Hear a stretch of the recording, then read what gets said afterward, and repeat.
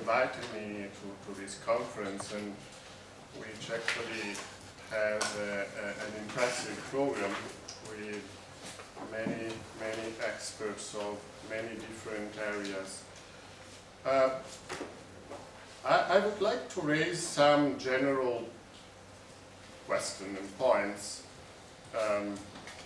suggested by the contributions of we listened today.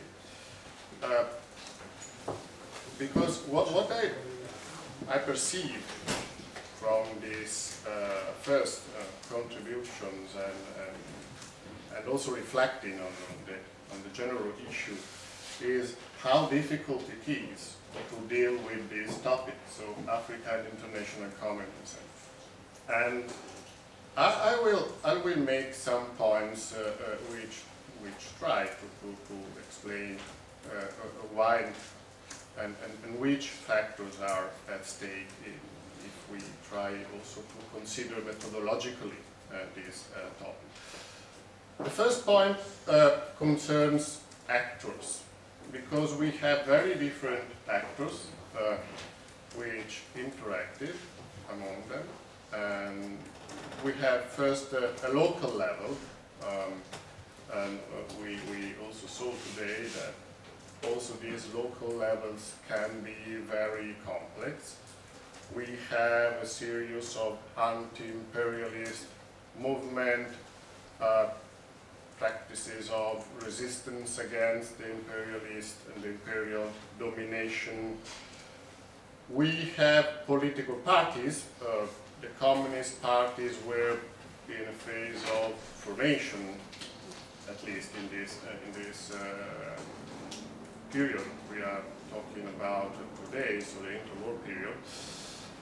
There were some more important and strong nationalist movement and nationalist political party, which then established some relations with the communist movement. We also have religious communities which play a quite important role in this context, and also refers to supranational or global or international levels, so particularly Christians or Muslim, and also these played an important role in defining this local environment within which the anti-imperialist movement developed. We then have an imperial context which connects the Western communist parties with these local environments, and particularly in Britain and in France, since they were the most important colonial empires. And although the Communist Party in France was stronger than in the UK, but in London in the 30s there was a very lively also Afro-Caribbean, Afro-American political radicalism, which also played a role in all this story, and it also had contradictory relationships with Comintern and the Communist parties.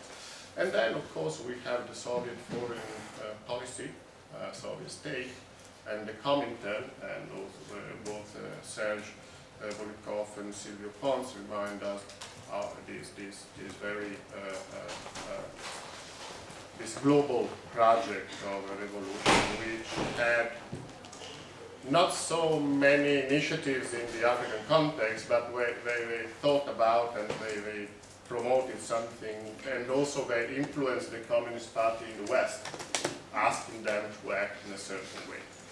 So we have all these levels, which entail a lot of different subjects, and they interact, and they push us also to conceptualize the relationship between center and periphery. Because on one side, we can certainly say that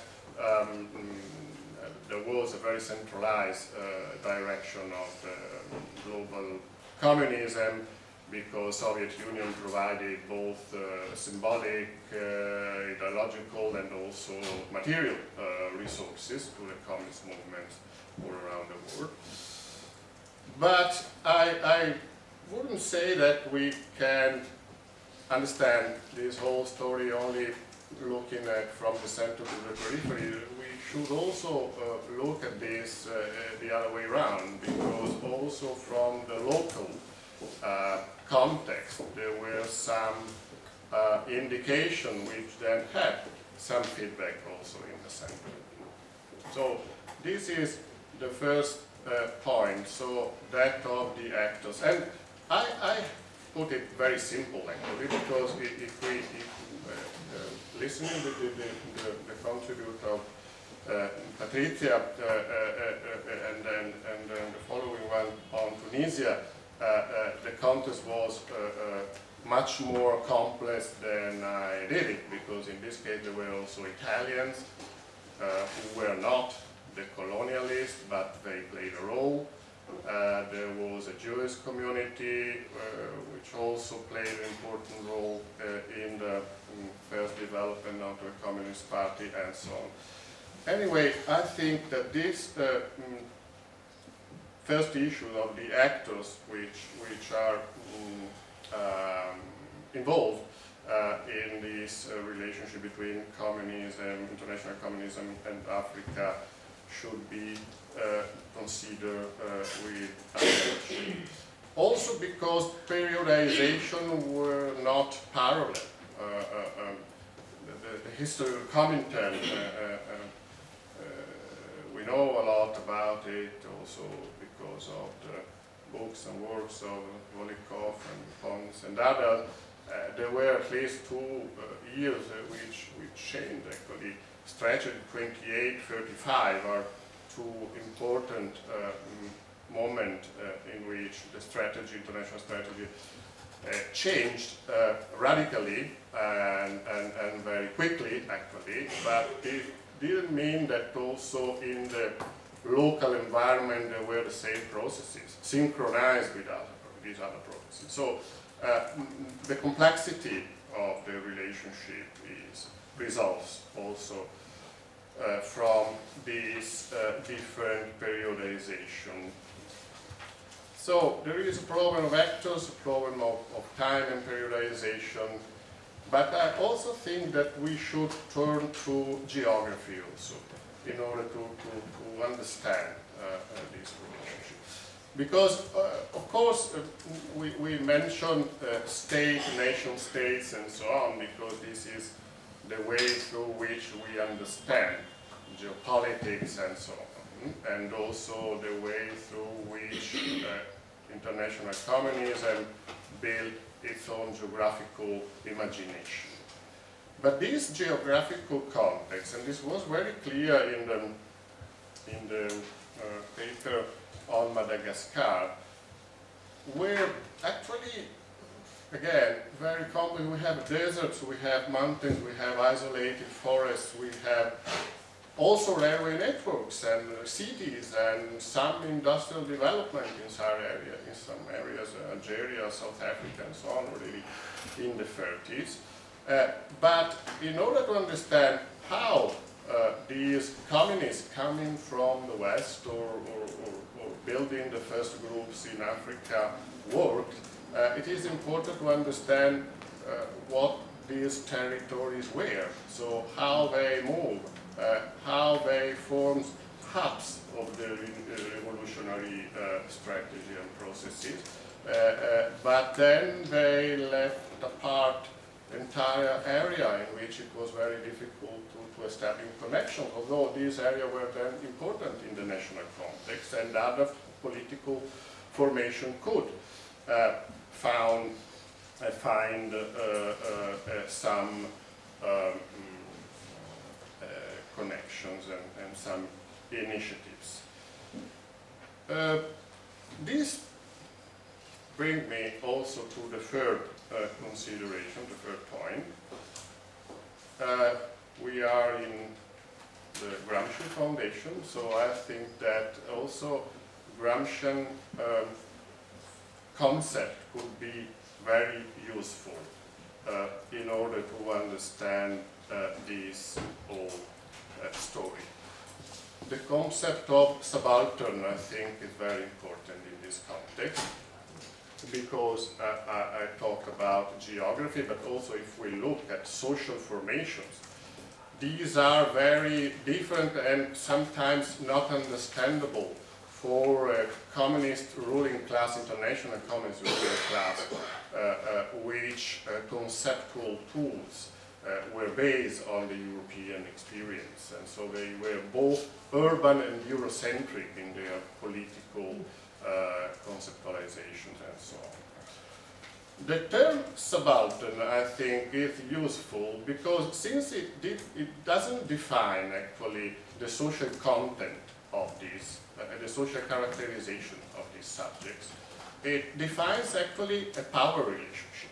And this is important because this, at least I think in the first phase of political intervention of communists in this context, the problem was precisely that of this power relationship. So these people who are difficult to be defined according to the categories of European sociology which developed in the early 20th century. And notwithstanding they were political actors. And the most keen, I think, communists who intervene in this context understood that, and also in the case of Tunisia, this is very clear, as Velio Spano understood that the alliance with the neo-Sturm was crucial, because these were the real representatives of the masses, not actually a communist party which was somehow elitarian or somehow also led by external forces and so on. And the same, it could be said on Madagascar, because I could read a more long paper that the author sent some days ago, and in which he showed, as Ralai Mongo, for instance, since he knew very well the rural context in which communists were trying to enter, he understood that it was not important actually to persuade individuals and to try to attract them within the Communist Party. They had to work on communities and to accept somehow peasant institutions and peasant power organization at the local level, and try to attract the whole community, because it was impossible to apply an individualistic logic which was typical of Western experience, but it didn't work there, because you cannot take one member of this community, this is totally ineffective, and impossible probably, but you can try to accept their own rule and then to put them somehow within the communist project. Communist project was, I think, had some potentialities. So for these people, Serge Volikov remembered the point on anti-colonialism, which was very important in order to be part of the Comintern, and it was very clear, although then the politics changed in course of time and so on. I could also remember, you remember also the Baku conference, the speech of Zinoviev in this occasion was very clear, and he emphasized the radical discontinuity with the Second International. So he explicitly said well, the Second International, they didn't take seriously the colonial question because they are on the side of colonialists, they are racist somehow, and so on. What is new for the exploited people of the East in that case, because they were not delegates, I don't know which were used, but the people who were present there were mostly from Asia. But anyway, this was a universal trend. They could propose a political perspective which could be attractive for all these people. Then the story of the Comintern was that of a substantial failure. So the Comintern had one main task to accomplish, so the global revolution, and they didn't even start. And as where they did this revolution, as in China, they did it despite the Comintern, not thanks to the Comintern. And I think there are, of course, many reasons to be investigated in order to understand the failure of this alternative project of modernity and the Soviet state, the Soviet Union, Soviet history is an important part of it, but also this difficulty to translate their language in the local context in which they operate. This is also very clear in Latin America, in late 20s, as they tried to organize new political movement and so on. And they try to apply this idea of nation information and so on as the tool that they could apply in every global context. Some communists and Gramsci imprisoned thinking at the Italian subaltern and the fracture within Italy, but also offering perspective and some conceptual tools which could be used also in the global, in the so-called nowadays global south, although the category of global south is somehow contradictory in this context. Anyway, some of members of this international global communist movement understood that they had to make also their political categories, their formal intervention, and they had to study deeply the peculiarity of the different context. By and large, the direction of this movement didn't care about it, and also had probably different motivation than that of taking really care of these subaltern people all around